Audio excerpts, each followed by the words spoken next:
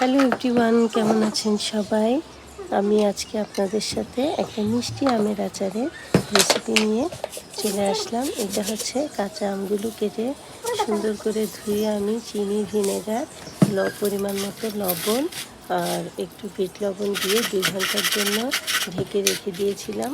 দেখেন 2 ঘন্টা পর আমি যখন ঢাকনাটা উল্টাবো, দেখেন এখানে বেশ কিছু পানি, এগুলো চিনির পানি চলে আসছে। এরপরে এগুলো আমরা সুন্দর করে চুলায় দিয়ে দিলাম। চুলায় যখন বলক আসবে তখন এই পাশে আমি টক ঝাল মিষ্টি একটি আচার অলরেডি হয়ে গেছে।